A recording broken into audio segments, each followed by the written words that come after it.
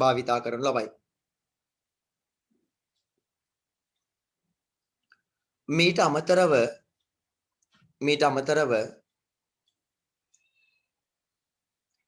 පැතුරුම්පත්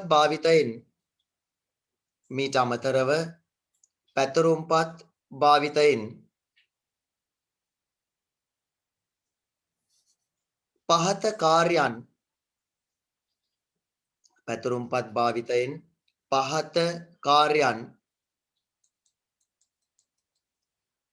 ඉටු කරගත හැකි වේ. පහත කාර්යයන් ඉටු කරගත හැකි වේ.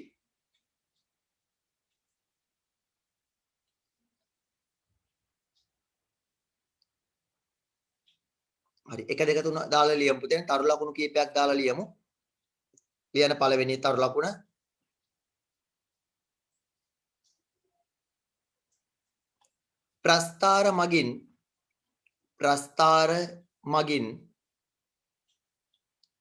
ප්‍රස්ථාර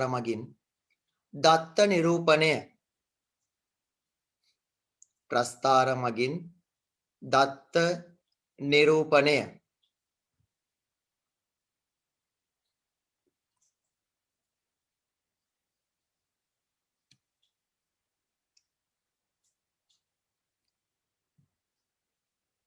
ඊළඟ එක අවශ්‍ය දත්ත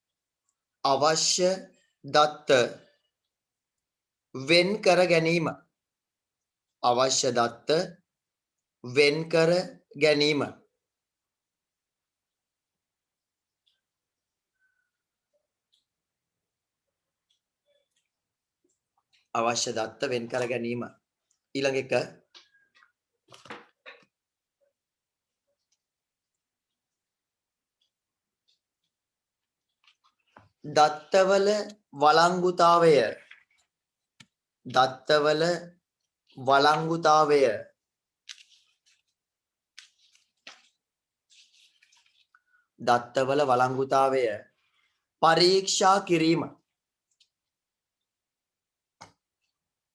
දත්තවල වළංගුතාවය පරීක්ෂා කිරීම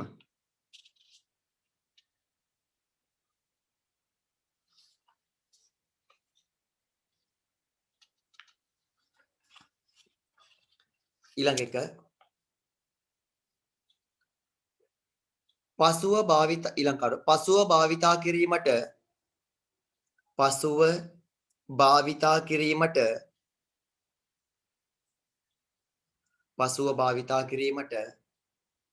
දත්ත ගබඩා කර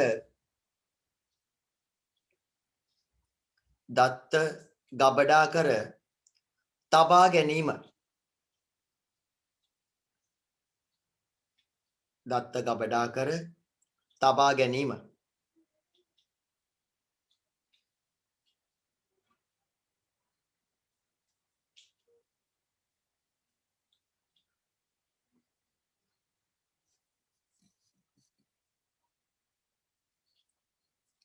හරි පුතේ.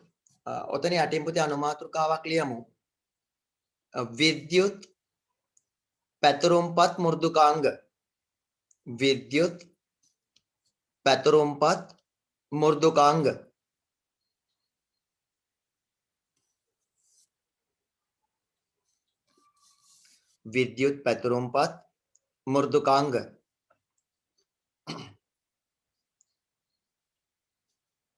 හරි පුතේ. මම ඉස්සෙල්ලා කිව්වා අපේ සාමාන්‍ය ජීවිතේ අපි වැඩිපුරම පාවිච්චි කරන මෘදුකාංගයක නමක්. ඒ කියන්නේ මම ඒකට ඕපන් කරලාත් පෙන්නුවා. පැතුරුම්පත් මෘදුකාංගයක් මොකක්ද ඒකේ නම? මම දැන් අර විවෘත කරපු පැතුරුම්පත් මෘදුකාංගේ නම මොකද පුතේ? එක්සෙල්. ඔව්. ඒතර ඒක පුතේ ඉදිරිපත් කරන සමාගමක් කම්පැනි එකක් තියෙනවා. මොකද්ද මේ කම්පැනි එක?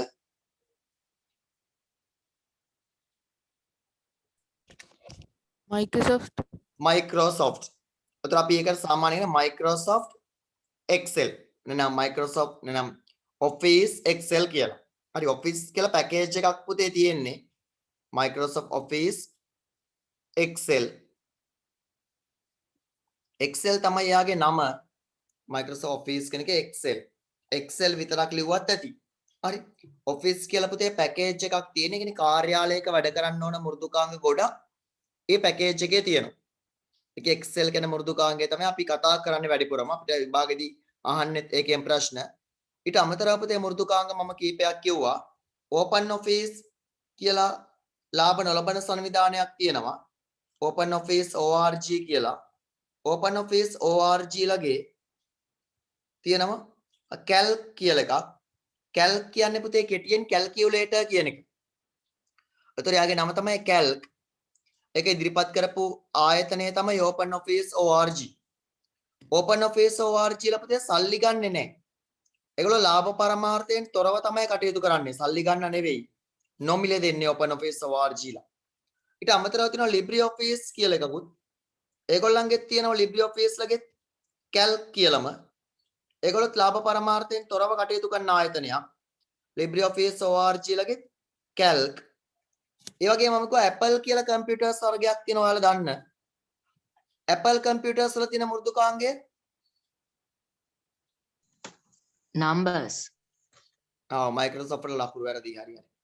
thank you කිව්වට. Apple වල තියෙනවා පුතේ numbers කියලා මෘදුකාංගයක්.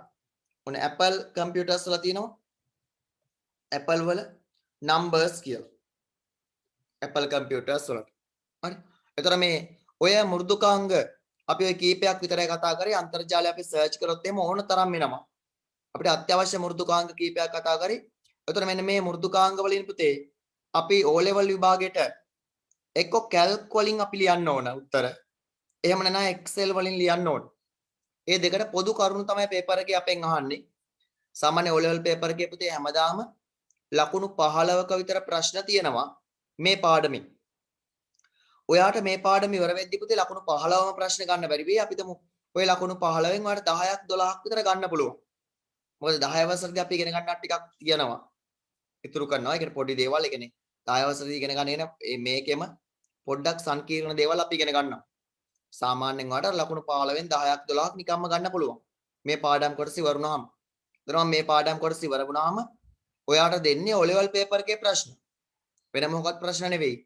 O level paper එකේ ප්‍රශ්න වලට තමයි උත්තර ලියන්න ඕනේ. මතක තියාගන්න ඕනේ. හරි. ඔතන ලියුවනේ පුතේ මාතෘකාවක් විද්‍යුත් පැතුරුම්පත් මෘදුකාංග කියලානේ. අන්න ඒකේ යටතේ අපි ලියමු. විද්‍යුත් පැතුරුම්පත් මෘදුකාංග කියලා ලියුවනේ. ඒක යටතේ ලියමු පුතේ. ලියමු. විද්‍යුත් පැතුරුම්පත් මෘදුකාංග කිහිපයක් විද්‍යුත් පැතුරුම්පත් මෘදුකාංග කිහිපයක් විද්‍යුත් පැතුරුම්පත් මෘදුකාංග කිහිපයක් පහත දැක්වේ. පැතුරුම්පත් මෘදුකාංග කිහිපයක් පහත දැක්වේ. හරි. පුතේ දැන් ඔයාලට ওই පේන මෘදුකාංග වල නම් ලියා ගමු. අතර මෘදුකාංග වල නම් නම් Excel, Calc, Numbers කියන ඒවා. අර ආයතන වල නම් එක්කම ලියමු.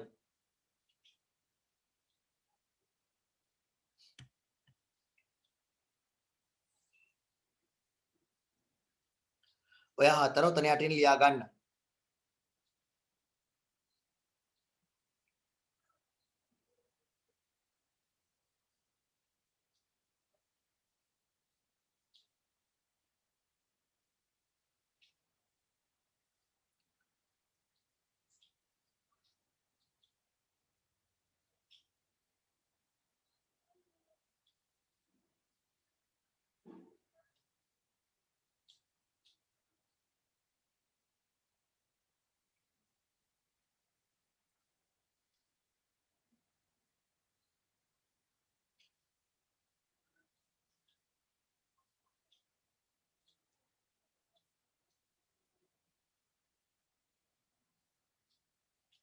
හරි ලියලා ඉවරයිනේ පුතේනේ.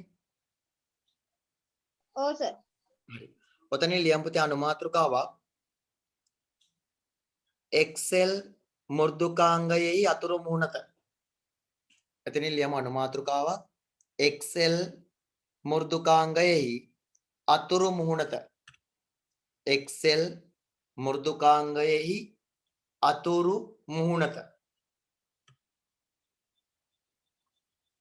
අතුරු මුහුණත.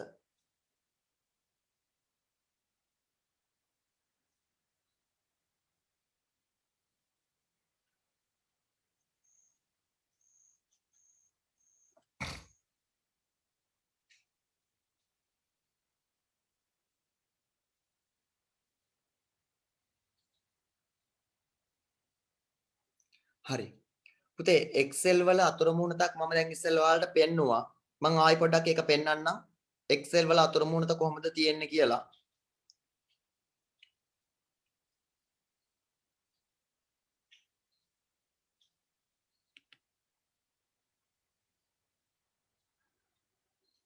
පුතේ Excel අපි ඕපන් කරගන්න විදිහ දැන් මම පෙන්නන්නම්. අපි කම්පියුටර් එකේ සර්ච් එකේ ඕන Excel කියලා ටයිප් කරන්න පුළුවන්. එන්න ස්ටාර්ට් වලට ගියාට පස්සේ මෙන්න මෙතන තියෙන Excel කියලා මෘදුකාංගයක්. එයාව ක්ලික් කරන්න ඕනේ. X අකුරක් තමයි යාට ලාංඡනයට තියෙන්නේ. අතට ඊට පස්සේ පුතේ එන්නේ මෙන්න මේ වගේ වින්ඩෝ එකක්. ඒකේ තියෙනවා blank workbook කියලා. his වැඩ පොතක් blank workbook.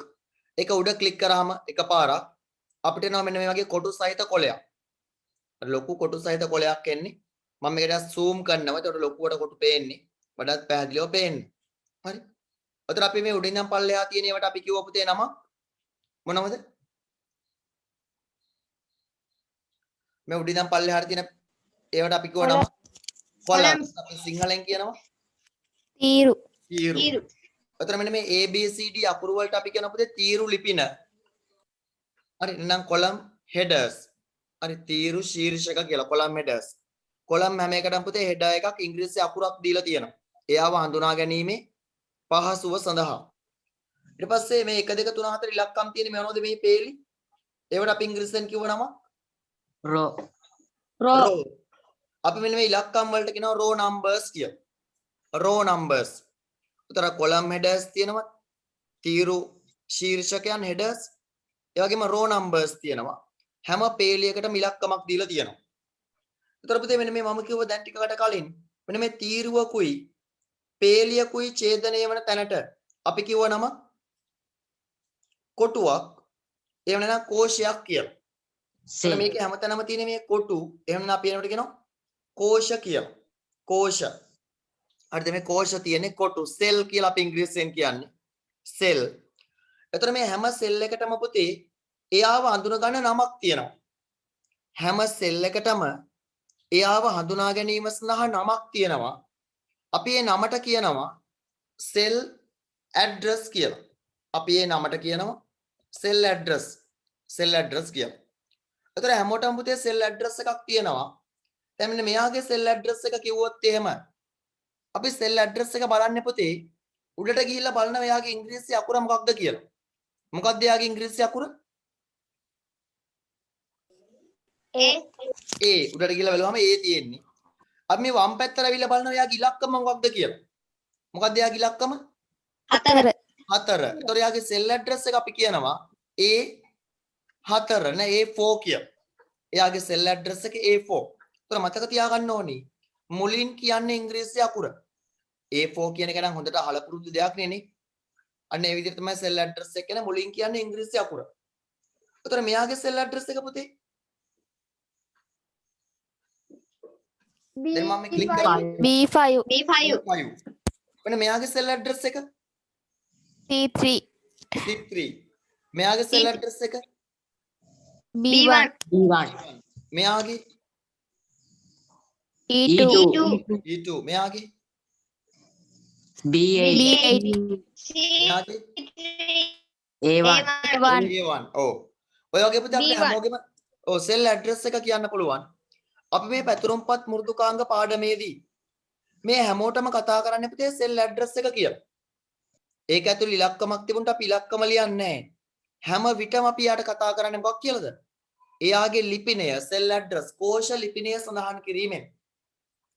මේ හැමෝගෙම පුතේ කෝෂ ලිපිනය පෙන්නනවා මෙන්න මෙතන පැත්තේ. අපිට O level paper එකේ එහෙම පෙන්නන්නේ නැහැ. මොකද මේ වගේ කම්පියුටර් එකක් අපිට දෙන්නේ නැහැ. මේ තියෙන කෝෂ ලිපිනය පෙන්නනවා. අපි මෙතන ක්ලික් කරාම පුතේ ඊට අනුව කෝෂ ලිපිනය පෙන්නනවා. මෙතන ක්ලික් කරාම B1 වුණා. A2 වුණා. C1 වුණා. C2 වුණා. A3 වුණා. ඒ වගේ අපි ක්ලික් කරන හැම වෙලාවකම පුතේ අදාළ කෝෂයේ අදාළ කොටුවේ එයාට දාලා ලිපිනය මෙන්න මෙතන පෙන්නනවා අපි යාට කියනවා පෙන්නන තැනට මොකක් කියලාද? name box කියලා. ඒතර හැමෝගෙම කෝෂ ලිපිනය සිලෙක්ට් කරන හැම කෝෂයකම කෝෂ ලිපිනය name Name box එක තුල පෙන්눔 කරනවා. name box එකේ පෙන්눔 කරනවා. මෙන්න මෙතනට තියෙනවා පුතේ formula bar කියලා. formula bar අපි මොනවා හරි සූත්‍රයක් ලියුවොතින් ඔයාලා ගණිතයේදී දන්නවනේ. අපි ගණන් හදන සූත්‍ර ලියනවා. මොනවා හරි සූත්‍රයක් ලියුවොත් අනේ සූත්‍රය මේ formula bar එකේ පෙන්නනවා. සූත්‍ර කවුලුව මේ තියෙන්නේ formula bar එකේ පෙන්නනවා සූත්‍රය. හරි. ඔන්න ඔය වගේ දේවල් ටිකක් තමයි තියෙන්නේ පැතුරුම්පත් මෘදුකාංගයක් විවෘත කරාට පස්සේ. හරි මතක තියාගන්න ඕනේ. මම පැතුරුම්පත් මෘදුකාංගයක පොඩි පින්තූරයක් දෙන්නම්. ඔයාලට අඳින්න උවමනා ටික පමණක්.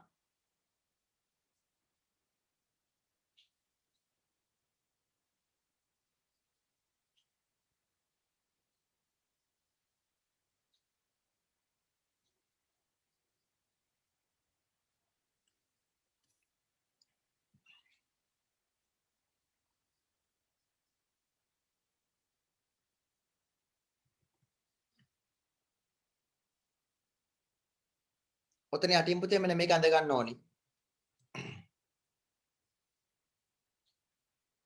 මේ ටික නම් කරගන්නත් ඕනේ. දැන් මේ උඩම තියෙනවා මෙන්න මේ clipboard ඒ වෝඩ් නෑ හොඳේ. clipboard font alignment ඒ වෝඩ් නෑ. මෙන්න මෙතන name box එක මාක් කරලා තියෙන්න ඕනේ. formula bar columns abcd කියන columns rows active cell. අර තද කොළ පාටින් වගේ වෙන්නන්නේ active cell එක සක්‍රීය කෝෂය. හරි. ඔන්න ඔය ටික නම් කරන්න ඕනේ ඉක්මනට විනාඩි 5ක් දෙන්නම්. කොටු ටිකක් ඇඳලා 1 2 3 4 5 විතරක් ලියන්න. ABCD කියලා ලියන්න. කොටු ටික මාක් කරගන්න. C5 කියලා නම් කරන්න ඕන සිලෙක්ට් වෙලා තියෙන සෙල් එකේ ඇඩ්‍රස් එක. ඊට පස්සේ formula bar කියලා එකක් අඳින්න ඕනේ. එතන fx කියලා ලියන්න. ඒ ඇති. අනිත් ඒවා ඕනේ නැහැ.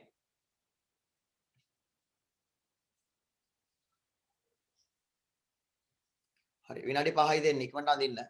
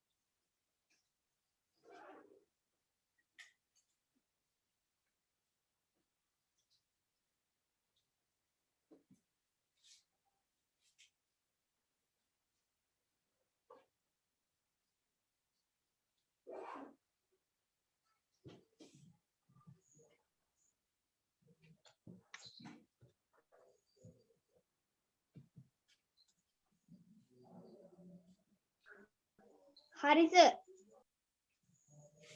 හරි sir. the columns rows name box formula bar active cell mark කරලානේ තියෙන්නේ. ඔව් සර්. ඔව් සර්.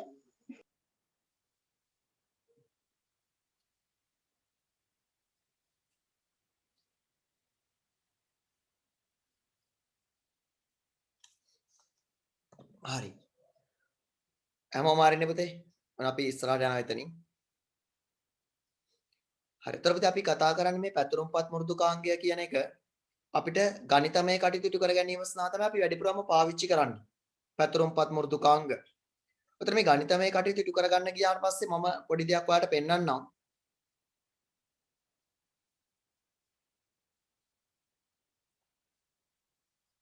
ගණිතමය කටයුත්තක් පුතේ ඉෂ්ට කරගන්න යනකොට දැන් අපි මෙන්න මෙහෙම එකක් බලමුකෝ පොඩ්ඩක්.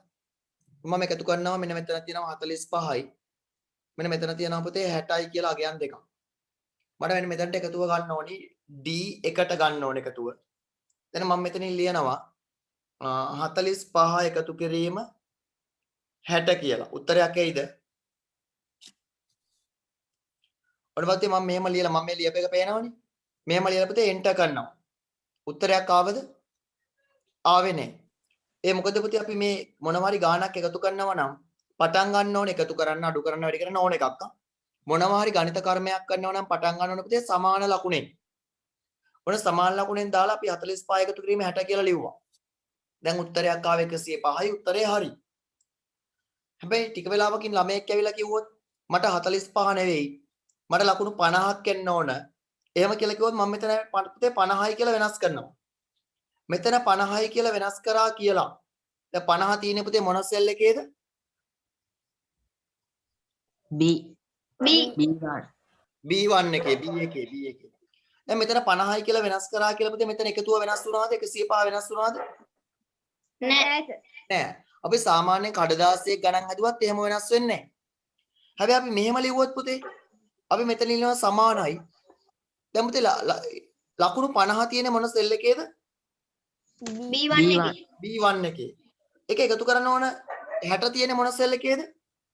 C1 එකේ. C1 එකේ. මොන අපි ඔහොම ලිව්වොත් දැන් අපිට සමානයි B1 එකතු කිරීම C1. උත්තරය 110යි. දැන් ටික වෙලාවකින් ළමයෙක් ඇවිල්ලා කියනවා මට 60 නෙවෙයි 61ක් වෙන්න ඕනි. ඔන්න බලන්න පුතේ මම 61යි කියලා වෙනස් කරනවා. 61යි කියලා වෙනස් කරා. දැන් එන්ටර් කරනවා. එකතුව වෙනස් වුණාද? ඔව් සර් ඔව්. O sir එකතුව ඉබේම වෙනස් වුණානේ. දැන් පුතේ එහෙම දැන් ලියපු ක්‍රමය හොඳයිද ඉස්සෙල්ලා ක්‍රමයට වඩා? මෙහෙම ලියන එක හොඳයිද ඉස්සෙල්ලා ඔව් ක්‍රමයට සර්. වඩා? ඔව් O සර් sir ඔව්. මෙහෙම ලියන එක හොඳයි. මොකද පුතේ එක තැනක අගය වෙනස් කරාම ඒ හා සම්බන්ධ සියලු තැන්වල අගය ඉබේ වෙනස් වෙනවා. අනේ මේ පැතුරුම් පතක තියෙන වාසියක්. එතකොට පුතේ අපි පැතුරුම් පතකදී මේ වගේ ගණන් හදනවා නම් අපි කවදාවත් 50 එකතු කිරීම 61 කියලා ලියන්නේ නැහැ. අපි ලියන්න ඕනේ මොකක්ද? එයාගේ කෝෂ ලිපිනය. එයාගේ සෙල් ඇඩ්‍රස් එක ඕන ලියන්න. 50 එකතු කිරීම 61 කියලා ලිව්වත් අර එකතුවම එනවා. හැබැයි පුතේ විභාගෙදී සෙල් ඇඩ්‍රස් පාවිච්චි කරලා නැත්නම් කෝෂ ලිපින භාවිතා කරලා නැත්නම් ඔයාට ලකුණු දෙන්නේ නැහැ. මතක තියාගන්න ඕනේ. අනිවාර්යෙන් මතක තියාගන්න ඕනේ කෝෂ ලිපින භාවිතා කරන්න. අනේ කෝෂ ලිපින නැත්නම් ඔයාට ලකුණු ලබා දීමක් සිද්ධ වෙන්නේ නැත. ඒක හොඳට මතක තියාගන්න ඕනේ. ඒතර කෝෂ ලිපින භාවිතා කරන එකේ අපිට වාසිත් තියෙනවා. මොකද එක කෝෂයක අගය වෙනස් කරාම ඒ හා සම්බන්ධ සියලු කෝෂයන්ගේ අගය 55යි කියලා වෙනස් කරනවා. උත්තරය 116ක් වුණා. ඒ හා සම්බන්ධ සියලු කෝෂයන්ගේ අගය ඉබේ වෙනස් වෙනවා. සමහර පැතුරුම්පත් භාවිතා කරනවා නම් අනිවාර්යයෙන් කෝෂ ලිපින භාවිතා කරන්න වග බලා ගන්න ඕනේ. හරි. ඒක හොඳට මතක තියාගන්න ඕන කරුණක්. හරි. ලියමු පුතේ අපි මාතෘකාවක්. ඔතන ලියන මාතෘකාවක් කෝෂ ලිපින. කෝෂ ලිපින. ඉංග්‍රීසියෙන්ුත් ලියමු එතන ඉස්සරහින්. සෙල් කෝෂ ලිපින කියලා ලියමු. cell addresses address කියලා ලියමු. cell address කෝෂ ලිපින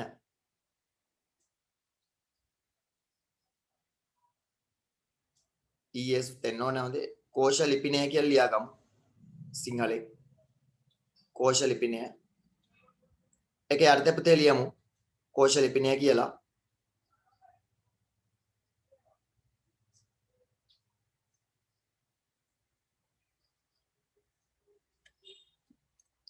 කෝෂ ලිපිනය කියලා පුතේ එතන යටින් ලියාගමු.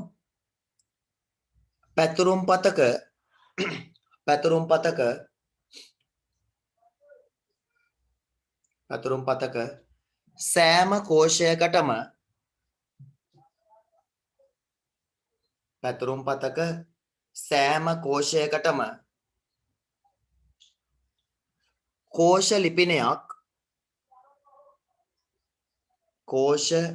ලිපිනයක්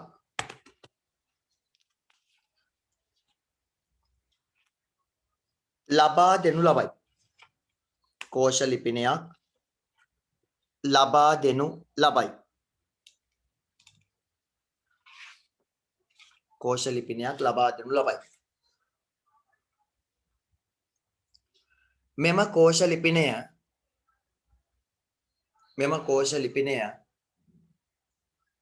සඳහන් කිරීමේදී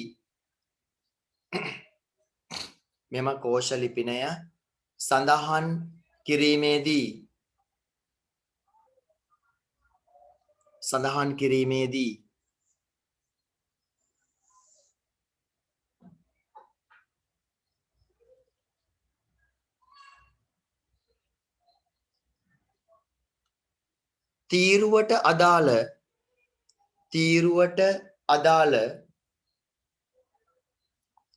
ඉංග්‍රීසි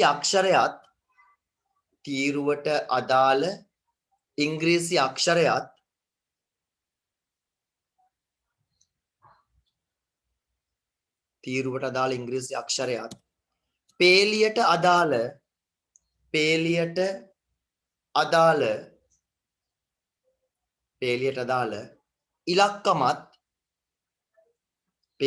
අදාළ ඉලක්කමත් සඳහන්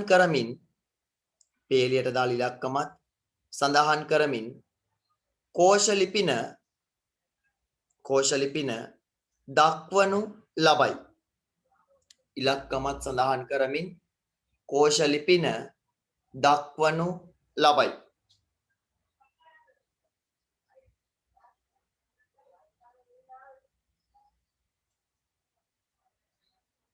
කෝෂ ලිපින දක්වනු ලබයි. හරි උදාහරණ කියලා ලියමු පුතේ කෝෂ ලිපින කීපයක්. මම මේ පෙන්නන කෝෂ ලිපින ලියන්න ඔයාලා. මොකද මේකේ ලිපිනය? දැන් ඔය සිලෙක්ට් කරලා තියෙන්නේ A4 A4 active cell එකේ A4 තියෙන්නේ. මෙයා D5 D5 ඒක ලියා ගන්න උදාහරණ කියලා ලියන්න.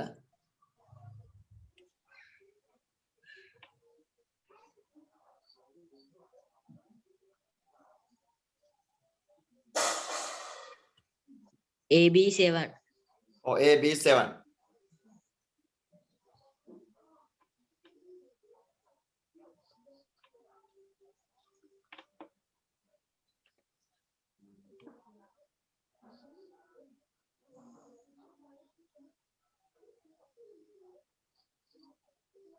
මොකද්ද මේ?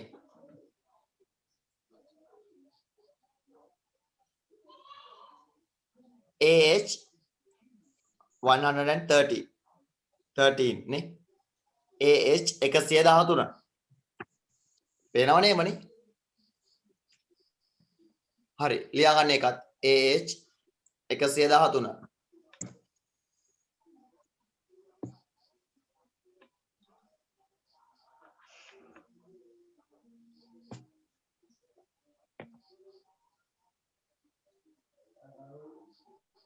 හරි නේද පුතේ? හරි සර්. හරි සර්. හරි ඊළඟට ලියමු පුතේ මාතෘකාව කෝෂ පරාසය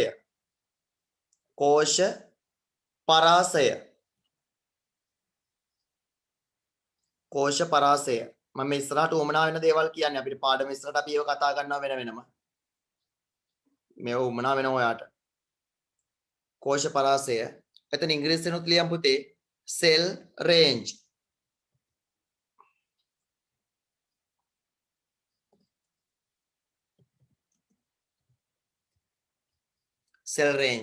කෝෂ පරාසය.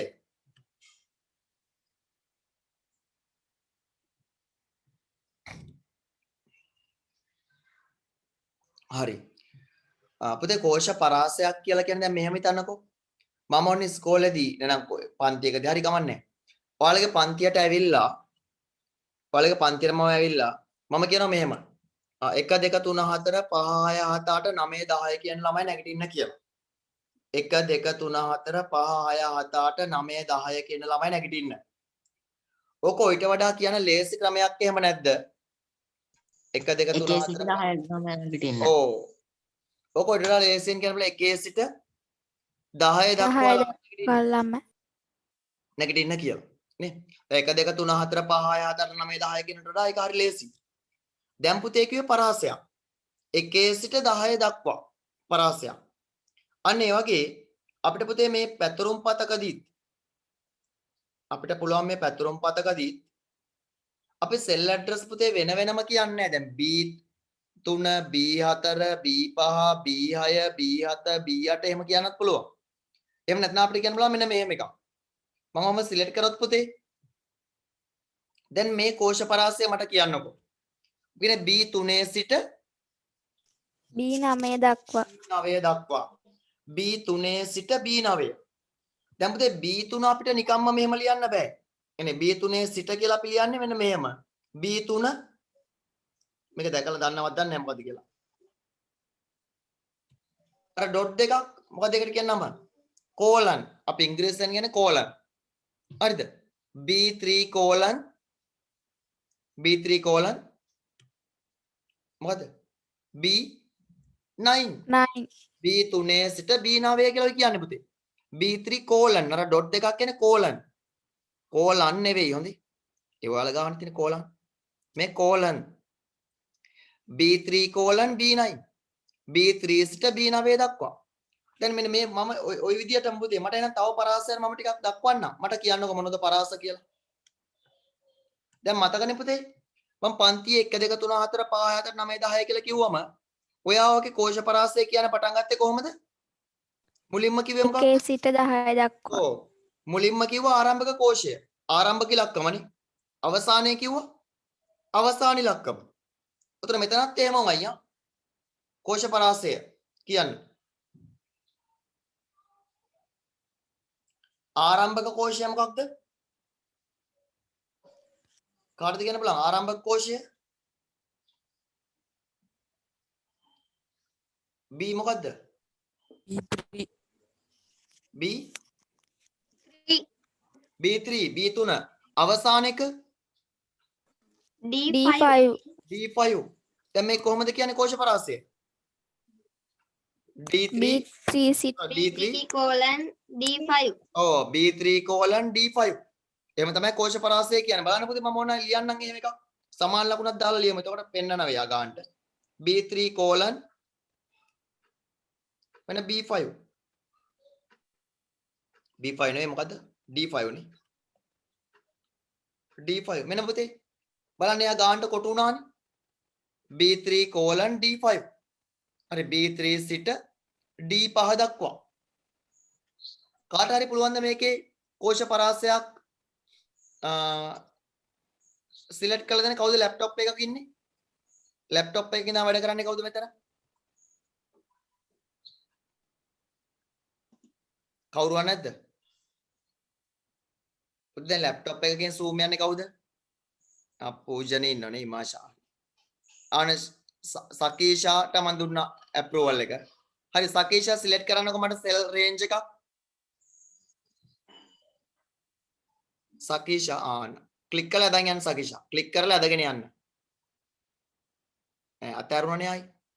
අදගෙන යන්න පල්ලෙහාට. පැත්තටත් අදින. ඇති. දැන් මෙන්න මේකේ cell range එක මට කියන්නකො කවුරු හරි. දැන් පන්තින ළමෙක් මේ සකීෂා තමයි select කරේ දැන්.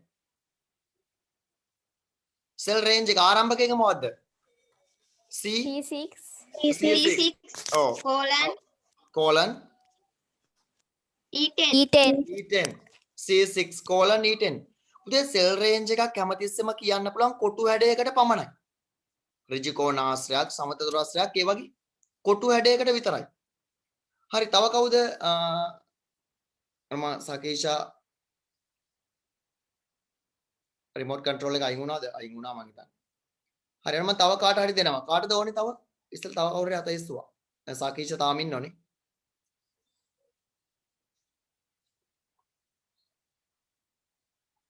තව කාටද ඕනේ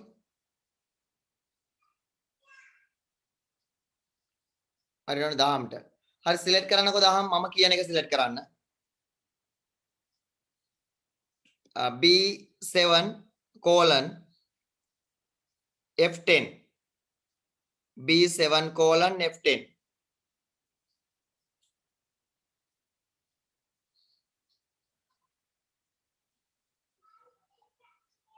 B7 colon F10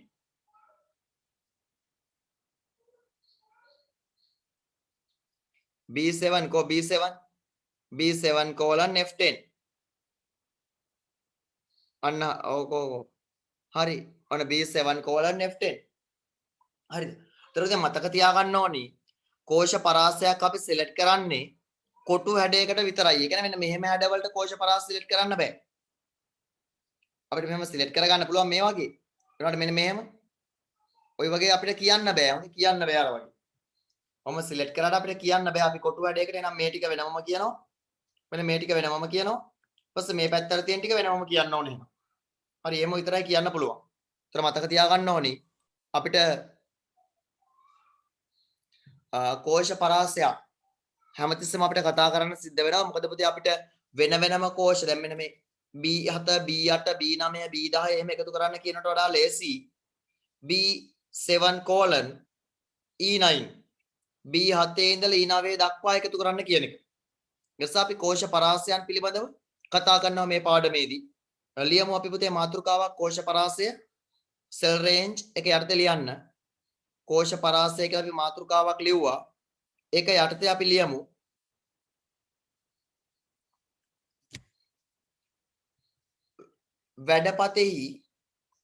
වැඩපතෙහි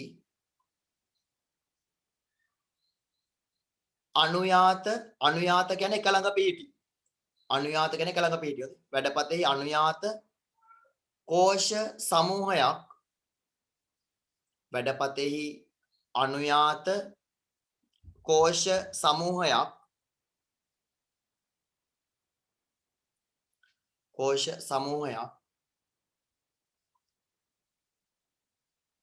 කෝෂ පරාසය ලෙස හඳුන්වනු ලබයි. කෝෂ පරාසය ලෙස හඳුන්වනු ලබයි.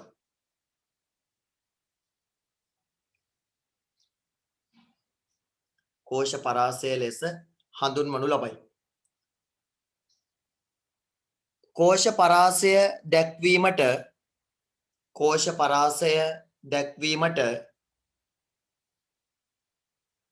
කෝෂ පරාසය දැක්වීමට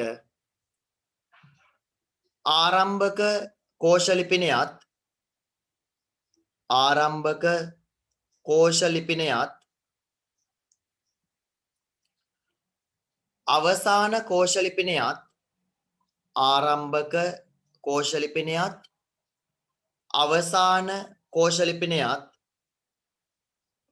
අවසාන කෝෂ ලිපිනයත් පහත පරිදි අවසාන කෝෂ ලිපිනයත් පහත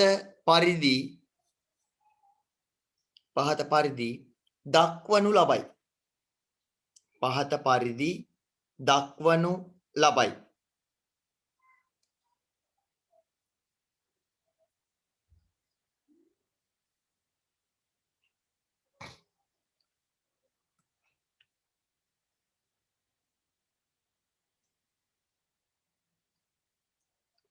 හරි උදාහරණ කියලා පුතේ ලියාගමු. උදාහරණ මම කෝෂ පරාස සිලෙක්ට් කරන්නම් ඔයාලා ලියන්න උදාහරණ කියලා මෙන්න මේක ලියා ගන්න එකක්. ලියලා ඉවර වුණාම මට කියන්නත් ඕනි. ලියලා ඉවර වෙලා කියන්න. උදාහරණ කියලා ওই කෝෂ පරාසය ලියා ගන්න. හරි සර්. තව බලන්න. හරි සර්. හරි මට කියන්නකෝ පුතේ කවුරු මම නමක් කියන්නම්.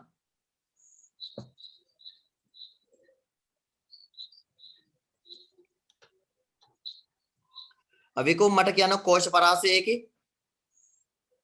B2 D4 ඔව් B2 to D4 එතන B2 අපි ලියන්නේ colon හරි 2 කියන්නේ B2 colon D4 හරි සෙල් රේන්ජ් එක කෝෂ පරාසය අපි සෙල් රේන්ජ් කියලා තමයි ඉංග්‍රීසියෙන් කියන්නේ. ඒතර සෙල් රේන්ජ් කියන වචනයත් මතක තියෙන්න ඕන පුතේ. මොකද නැත්නම් මේ පස්සේ කාලෙක ඔය සිංහල වචනම අපි කතා කරන්නේ නැහනේ. මේක සෙල් රේන්ජ් කෝෂ පරාසය. මම තව එකක් ලියන්නම් එතන යටින් කෝෂ පරාසය මොකද්ද කියලා. ගොඩක් ඉන්න. තව උදාහරණයක් මේ එක දිග වැඩි. හරි මේක ලියන්න මේකත් උදාහරණයක්. මනුදී මට කියන්න මොකද්ද මේ සෙල් රේන්ජ් එක කියලා. මනුදී C9 colon C15 ඔව්. C9 C15. හරි C9 C15 කිය. ඔය සෙල් රේන්ජ් තමයි අපි ලිව්වේ.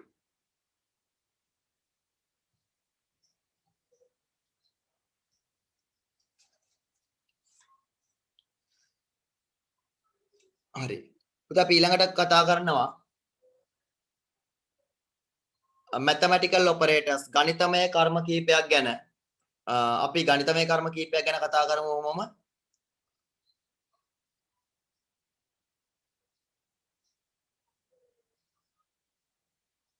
ඔතන යටින් පුතේ ලියමු මාතෘකාවක්. ඔයාලා මෙන්න 8 වසර යන 9 වසරට උමනා ප්‍රමාණ වලට වඩා වැඩිපුරත් එක මම මේ කරන්නේ. හරි. හැබැයි 10 වසරේ තියෙන තරම්වත් නෙවෙයි. එමු ගණිතමය මෙහෙයවන. ගණිතමය මෙහෙයවන mathematical operators කියන එක මේ කියන්නේ පුතේ. ගණිතමය මෙහෙයවන. ගණිතමය මෙහෙයවන.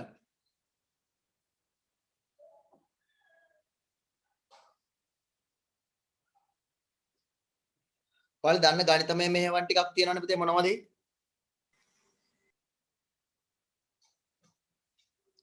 මම 9 වසරට උමනා වෙන ටිකක් කියන්නම්. දන්නවනේ ඔයාලා මේක? මොකද්ද මේ? ආයෙක පේන්නේ නැතුව ඇතිනේ. පුතේ මොකද්ද මේ? එකතු කිරීම. ඔව්. එකතු කිරීම හරි. ඊපස්සේ මේ මොකද්ද? අඩු අඩු කිරීම. මේ ගුණ කිරීම. ඔව්. පරිගණකය අපි වැඩි කිරීමට භාවිතා කරන්නේ මේක. ගුණ කිරීම. ඊපස්සේ මේ කො එක වදින්නේ නැහැ. මේ බෙදීම. බෙදීම. අපි කම්පියුටර් එකේ බෙදීමට පාවිච්චි කරන්නේ පුතේ ඔන්න ඕක පමණයි. මතක තියාගන්න යටින් ගිරි ගහන ඒවා මුකුත් කරන්නේ නැහැ. හරි.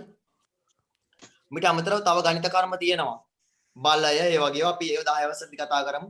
වරහන් දාන්නත් අපිට පුළුවන් වැඩි ප්‍රමුඛතාවයක් කාට හරි ලබා දෙන්න ඕන නම්. හරි. ওই ගණිත කර්ම ටික දන්නවනේ. මට මෙන්න මේකේ උත්තරේ කියන්නකෝ එන.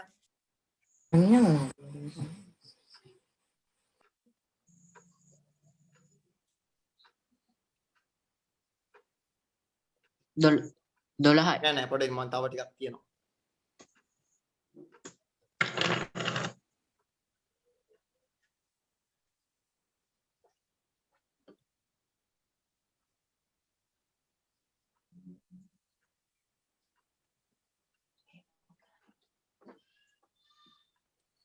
උත්තරේ කියේ මේකේ? 6යි. 8යි. 8. 8යි. 8යි. වෙන උත්තර කවුරු හරි කියන කෙනෙක් ඉන්නවද?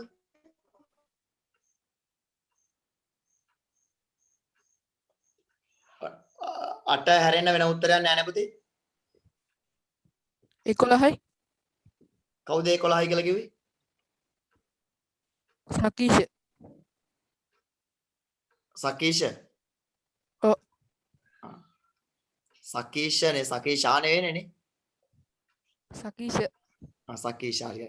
සකීෂ හැරෙන්න වෙන කවුරු හරි උත්තරේ 11යි කියනවද?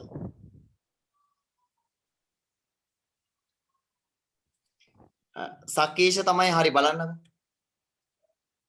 මෙන්න බලන්න හොඳේ මම සමාන ලකුණක් දාලා එන්ටර් කරාම මෙයා උත්තරේ දෙනවා.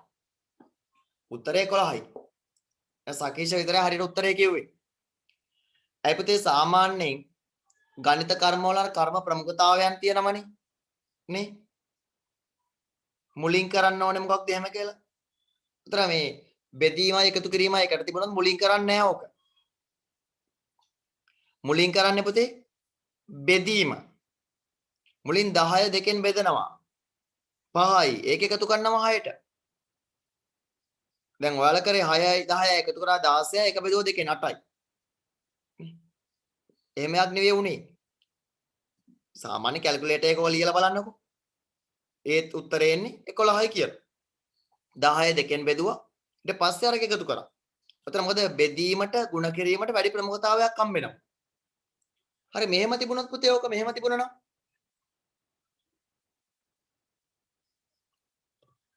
දැන් උත්තරේ කීයද? අටයි. ඔව්. දැන් උත්තරේ 8යි. මෙන්න. එතකොට අපි ප්‍රමුඛතාවයක් දීලා තියෙනවා. මුලින් එකතු කරන්න ප්‍රමුඛතාවයක් දෙනවා. එතකොට මේ කර්ම මේ ගණිතමය කර්ම වලින් මුලින් වෙන්නේ කවුද පුතේ? මේ ගණිතමය කර්ම වලින් මුලින්ම වෙන්නේ කවුද? වරහන්. වරහන්. ඊට පස්සේ එකතු කිරීම. නෑ. එහෙනම් අර එකතු කිරීම මුලින් වෙන්නේ. බෙදීම. බෙදීම වැඩි කිරීමද? බෙදීම. බෙදීම. ওই බෙදීමටයි වැඩි කිරීමටයි තියෙන පුතේ සමාන ප්‍රමුඛතාවයක්. එනේ බෙදීමයි වැඩි කිරීමයි දෙකෙන් මුලින් හම්බෙන කෙනා තමයි මුලින් වෙන්නේ. හරි දෙකෙන්ද සමාන ප්‍රමුඛතාවයක් තියෙන. දැන් උදාහරණයක් මෙන්න මෙහෙම එකක් හිතන්නකෝ. සමාන මෙහෙම එකක් උත්තරේ මට කියන්න.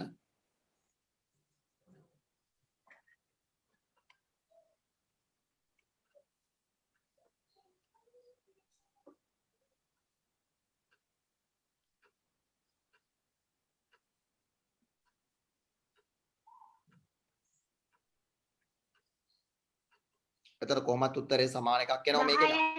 නෑ මේකේ උත්තරේ කොහොමත් එකම එන්නේ. මම තව පොඩි තව එකක් ලියලා පෙන්නන්නම්කෝ.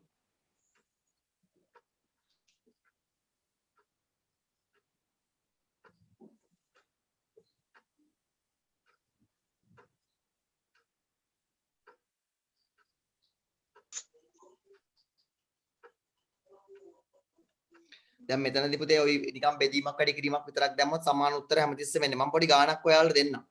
ඔතන ලියාගමුකෝ මාතෘකාවක් ලියවනේ ගණිතමය මෙහෙවන කියලා. නේ? එහෙම ලියවනේ? ඔව් සර්. හරි. ඔව් සර්. ඔතන ලියමු පුතේ ගණිතමය මෙහෙවන කියලා මාතෘකාව ලියලා අපි ලියාගමු. මම එතකන් O level paper වල මාපු පොඩි ගණන් තියෙනවා. මම එහෙම එකක් හොයලාම දෙන්නම්. ඔතන ලියන්න. ගණිතමය කර්මයන් කිහිපයක් සහ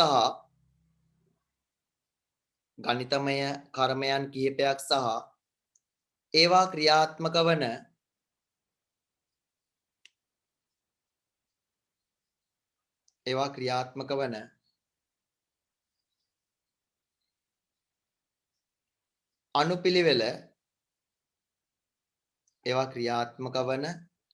අනුපිළිවෙල පහත දැක්වේ.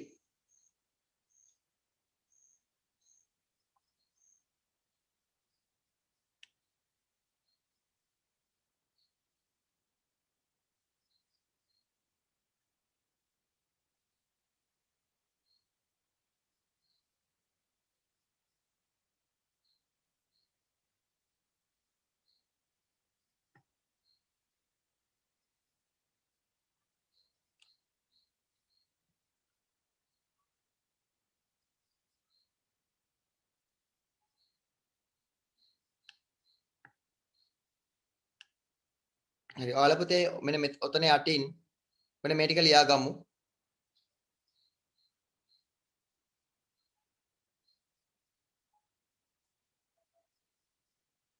මෙන්න මේ ටික ලියා ගන්නකො පුතේ.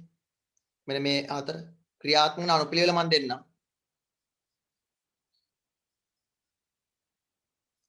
මේ ටික ලියා ගන්න පුතේ. මෙන්න මේ සිලෙක්ට් කරපු ටික ලියා ගන්නකො පල්ලෙහාට. පල්ලෙහාට ලියා ගන්න. ඔය තරුව තියෙන්නේ ಗುಣ කිරීම, ඇලයිරක් කියන දේ බෙදීම. ඒවා අමතක වෙනවා නම් ලියාගත්තට කමක් නැහැ එතන ඉස්සරහින්. තරුව කියන්නේ ಗುಣ කිරීම, ඇලයිරක් කියන්නේ බෙදීම.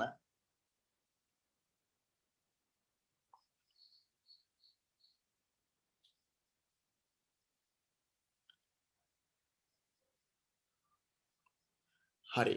අතන යටින් පුතේ ඡේදයක් ලියා ගමු.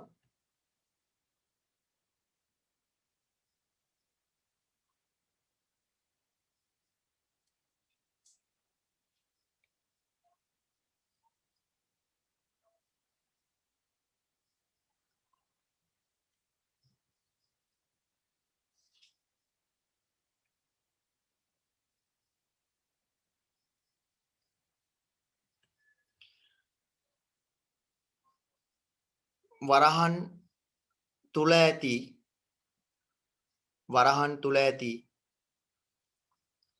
ගණිතමය කර්මයන්ට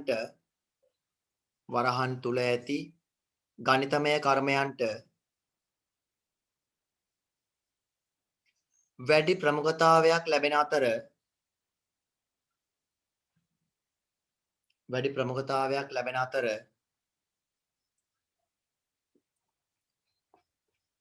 ඉන් අනතුරුව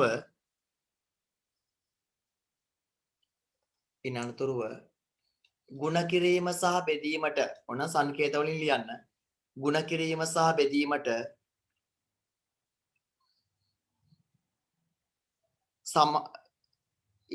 ඉහළ සමාන ප්‍රමුඛතාවයක්ද ඉහළ සමාන ප්‍රමුඛතාවයක්ද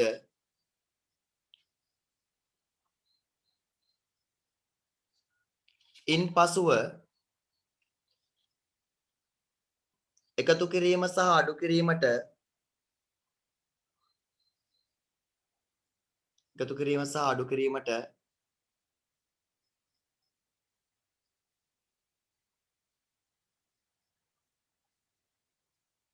එකතු කිරීම සහ අඩු කිරීමට සමාන ප්‍රමුඛතාවයක්ද හිමි වේ. සමාන ප්‍රමුඛතාවයක්ද හිමි වේ.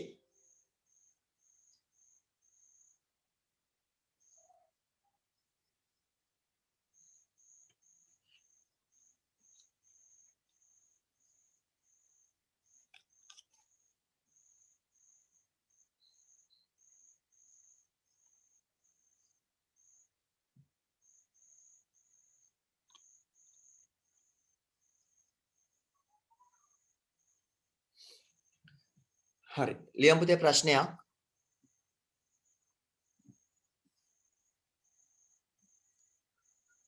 ඔය කිව්ව කතාව තේරෙනවනේ පුතේනේ. වරහන් වලට තමයි වැඩිම ප්‍රමුඛතාවයක් තියෙන. ඊට පස්සේ ගුණ කිරීම සහ බෙදීමට ඒක සමාන ප්‍රමුඛතාවයක්. ඒක සමාන ප්‍රමුඛතාවයක් විදිහට මුලින් හම්බෙන කෙනා මුලින් කරනවා. ඒක සමාන ලකුණ පැත්ත නම් වම් පැත්තේ ඉඳන් මුලින් හම්බෙන්නේ වැඩි කිරීම නම් මුලින් ඒක කරනවා. මුලින් හම්බුනොත් බෙදීම මුලින් බෙදීම කරනවා. ඒ සමාන ප්‍රමුඛතාවයක් තියෙන්නේ දෙන්නට මේකයි. හරි මෙන්න මේක ලියාගමු පුතේ ඔතන යටින්.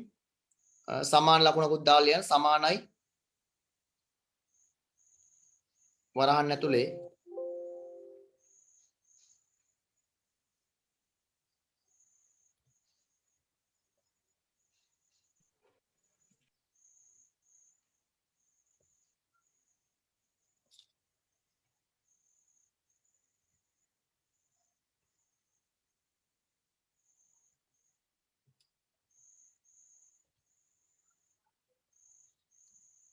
හරි උත්තරේ මට කියන්න. මම සමාන ලකුණ අයින් කරා මොකද එන්ට වුණොත් උත්තරේ පේනවා ඔයාලට. ඒ නිසා ඔයාලට පේන්නේ නැද්ද මේ මම ලියපු එක? නෑ සර්. නෑ සර්. නෑ සර්. හරි හරි මම පෙන්නන්නම් ඒක. මෙන්න මේක පුතේ.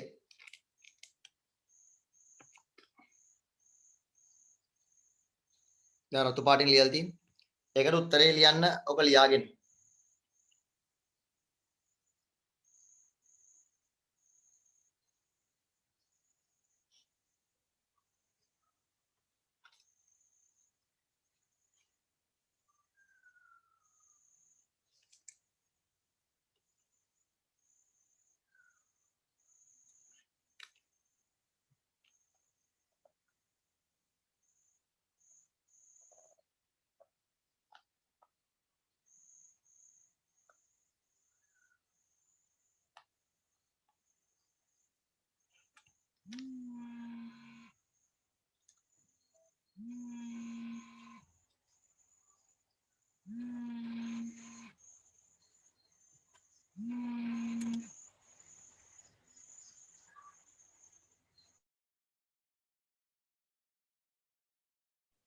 හරි සර්.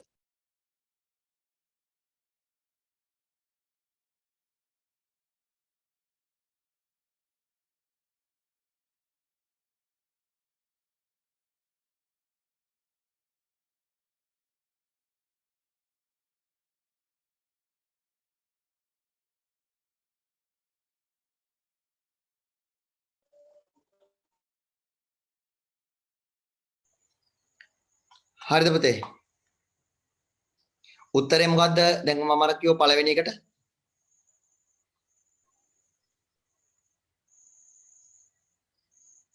මම කියන එක ඇහෙනවනේ පුතේ?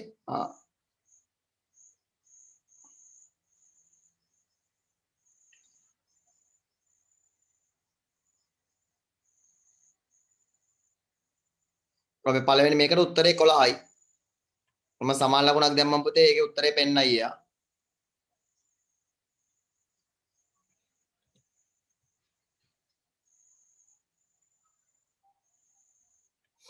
හරි ඊට පස්සේ මෙන්න මේකත් ලියා ගන්නකො.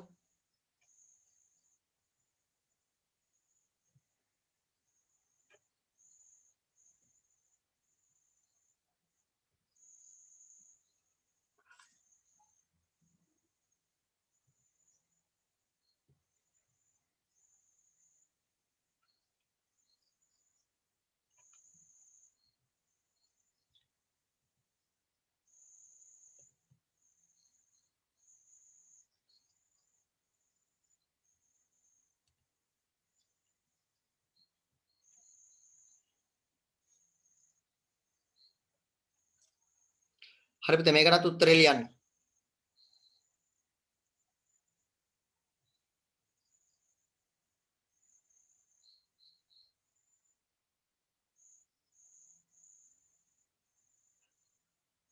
උත්තරේ ලියවනම් මට මැසේජ් එකක් දාන්න.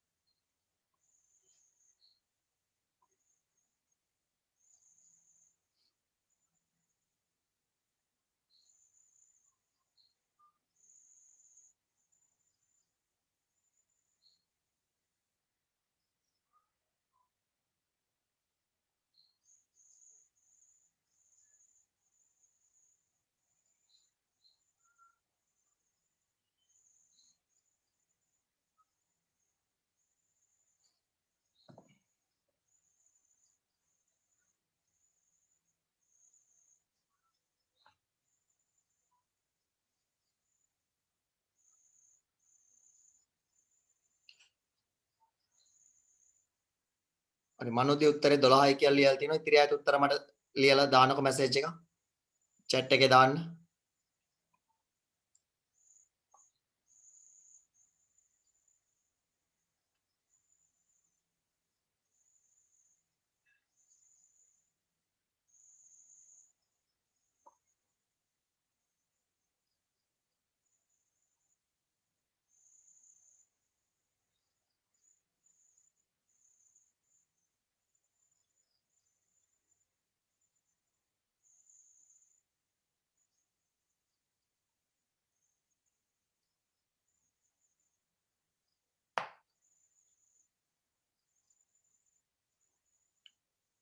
විසි එකයිද සකේෂ කියන 2121යිද 21යි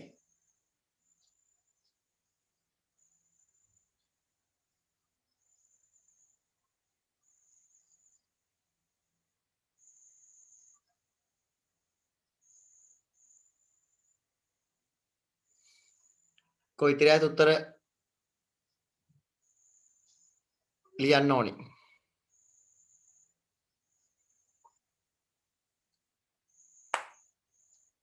හරියට මම උත්තරේ පෙන්නන්න. කොයි ඉතිරිය ආයේ උත්තර මට මැසේජ් එකක් දැම්මේ නැහැ. උත්තරය 12යි.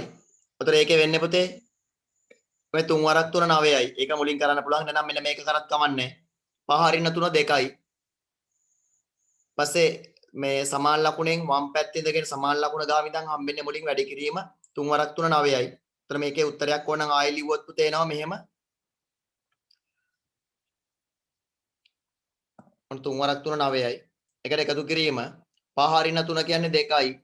පස්සේ වැඩි කිරීම 6 බෙදීම 4. ඔන්න ඔහම එකක් එනවා ඊළඟ රූල් වලට. ආයෙ බැලුවොත් ඊපස්සේ එකතු කිරීම මුලින් කරන්න බෑ. වැඩි කිරීමටයි බෙදීමටයි සමාන ප්‍රමුඛතාවයක් හම්බෙන්නේ. උතර අපි වැඩි කිරීම කරනවා මොකද මුලින් හම්බෙන්නේ වැඩි කිරීම. උතර 9 එකතු කිරීම දෙවරක් 6 12යි. බෙදීම 4. හරි ඔක ඊළඟ එකට එන්නේ. ඊට පස්සේ 9 එකතු කිරීම 12 බෙදීම 4 3යි. උතර උත්තරයක් එනවා 12යි කියලා. 12යි කියලා උත්තරයක් එනවා. උතර මෙතන සමාන ලකුණක් දාලා එන්ටර් කරාම ඔය එන උත්තරේ තමයි එන්නේ 12යි කියලා. අන්න ඒක උඩට ගියා. මේ වෙන එකක් ක්ලික් වුණා ඒක ඇහුනේ. හරි. 12යි. අපිට මතක තියාගන්න ඕන පුතේ ඔය කියන්නේ කර්ම ප්‍රමුඛතා අනුපිළිවෙල. පස්සේ අපි තව එකක් ඉගෙන ගන්නවා පුතේ බලය කියලා එකක්. බලය මෙන්න මෙහෙම එකක්. ඔය තියෙන බලය. ඒතර බලයට තමයි වරහන් වලින් පස්සේ වැඩිම ප්‍රමුඛතාවයක් හම්බෙන්නේ බලයට. මම තාම මේක කියලා දුන්නේ අපි 10 වසරේදී ඒකත් කතා කරමු. ඒතර දැන්ට ඔය එකතු කිරීම අඩු කිරීම වැඩි කිරීම බෙදීම වරහන් ඒවයි ප්‍රමුඛතාවයේ තියෙන්නේ කාටද කියලා මතක තබා ගන්න ඕනේ. අපිට O level paper එකෙත් එහෙම ගණන් එනවා. මම ඔය O level paper එකේ ආපු ගණන් දෙකක් දුන්නේ. චුට්ටක් වෙනස් කරලා. පොඩ්ඩක් වෙනස් කරා. හරි. ලියමු පුතේ අපි මාතෘකාවක්. ඔතන යටින් ගණිතමය මෙහෙයවන භාවිතයෙන් මාතෘකාවක් ලියන්න. ගණිතමය මෙහෙයවන භාවිතයෙන් සූත්‍ර ගොඩනැගීම. ගණිතමය මෙහෙයවන භාවිතයෙන් සූත්‍ර ගොඩනැගීම. ගණිතමය මෙහෙයවන භාවිතයෙන් සූත්‍ර ගොඩනැගීම.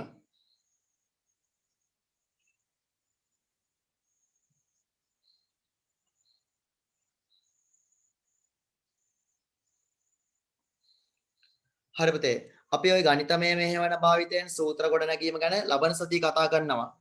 දැන් අපි තියරි කොටස් ටික අවසන් කරලා තියෙන්නේ ගොඩක් දුරට. ඒකට ඊට පස්සේ අපිට තියෙන්නේ Excel කියන මෘදුකාංගයත් එක්ක වැඩ කරන්නේ කොහොමද කියලා ඉගෙන ගන්න. මේක අර O level විභාගයටත් යන නිසා ගොඩක් වැදගත්. දැන් මේ 9 වසරේ 8 වසරේ තියෙන 6 වසරේ ධම්ම තියෙන හැම පාඩමම ඇත්තටම ගොඩක් වැදගත්. මොකද O level විභාගය ඉලක්ක කරගෙන තමයි මේ පාඩම් ක්‍රමයෙන් උගන්වගෙන යන්නේ. හරි. ලබන සතියේ අපි හම්බෙමු. දැන් පන්ති වරුණට පස්සේ පොඩක් අපි කතා කරමු පුතේ. දැන් නවත්තනවා. හැමෝටම සුබ රාත්‍රියක් ප්‍රාර්ථනා කරනවා. ආයුබෝවන්. ආයුබෝවන් සර්. ආයුබෝවන් සර්. Thank you sir.